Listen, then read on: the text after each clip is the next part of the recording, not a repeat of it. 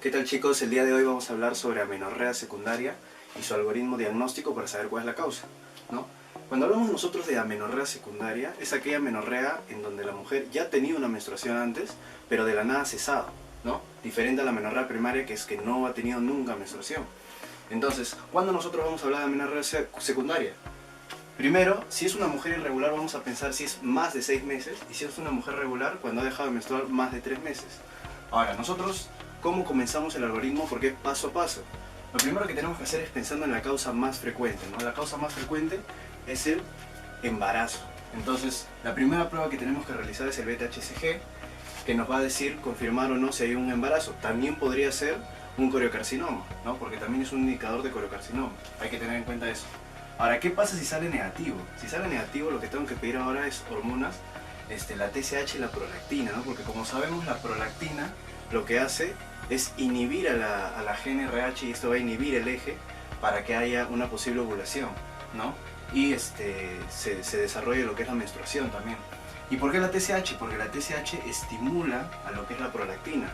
Entonces, si nosotros vemos una clínica sugerente de un hiperhipotiroidismo en donde pueda llegar a tener el TSH elevado, hay que pedirles esto igual para descartar un prolactinoma, ¿no? Porque si está elevado la prolactina, vamos a pensar en un prolactinoma. Ahora, ¿qué pasa si estas pruebas también salen negativas? Vamos a la siguiente prueba, a la tercera prueba, que va a ser el test de progesterona, o también llamado test de Gamble, ¿no? Lo que vamos a hacer es simular la fase lútea administrando a la paciente medroxiprogesterona y luego quitándolo, ¿no? Si al quitarlo la paciente regla, vamos a ver que el problema era en esa fase, ¿no? En la fase lútea. Entonces estamos hablando de un problema de anovulación, ¿no? Y hay que acordarse que esta es la causa más frecuente, pero patológica, ¿no? La causa más frecuente fisiológica es embarazo, y en general el embarazo, pero la causa más frecuente patológica, la anovulación. Y sobre todo lo que conocemos como el síndrome de ovario poliquístico. Ahora, ¿qué pasa si ante esta prueba la mujer sigue sin reglar? Entonces ahora vamos a hacer un test de estrógenos y progesterona. O sea, vamos a simular todo un ciclo menstrual. ¿Qué pasa si la paciente, si aún con eso, o sea, dándole hormonas, no regla? Entonces el problema no es en el eje, el problema no es hormonal. El problema ya va a ser una alteración anatómica, ¿no? Entonces ya tendremos que ponerle una ecografía para ver su útero. En cambio, si la paciente sí regla, entonces nosotros ya debemos pensar que ha sido un problema hormonal y por eso es que no está reglando. Entonces lo siguiente que tenemos que hacer es solicitar la FSH, ¿no? Nosotros sabemos que si la FSH sale elevada, a eso se le llama falla ovárica precoz, ¿no? La falla ovárica precoz como definición es en menores de 40 años.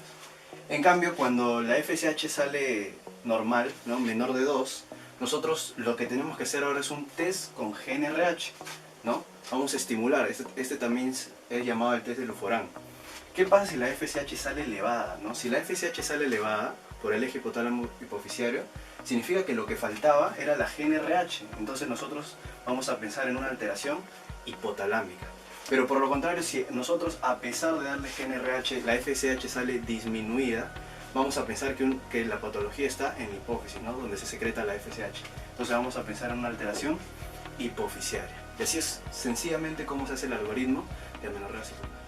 Entonces, con respecto a la pregunta, nos decía, según el algoritmo diagnóstico de la amenorrea secundaria, marca el enunciado incorrecto. Entonces vemos, luego de solicitar el beta-HCG, pedimos el TSH y la prolactina, sí, ¿no? Porque habíamos dicho que la causa más frecuente era el embarazo, lo primero que teníamos que pedir era beta-HCG, y luego descartar una posible patología hipertiroidea o un hiperprolactinoma, entonces está bien. Luego nos dice, el test de Gamble positivo nos indica un posible SOP. Sí, porque el test de Gamble era el test de progesterona. Y si reglaba, ¿no? Que era positivo, nos indicaba anovulación. Y lo más frecuente que debemos pensar ahí era en un síndrome de ovario poliquístico.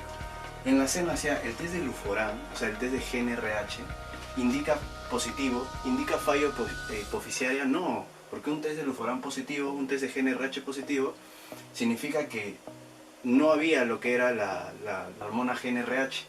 Entonces esto no es falla hipoficiaria, sino nos indica una falla hipotalámica. Y finalmente, un FSH mayor de 40 indica falla ovárica. Sí, también lo habíamos mencionado. La clave era la C. Si les gustó, no se olviden darle like, compartir y no se olviden de seguirnos en Instagram, Facebook y YouTube.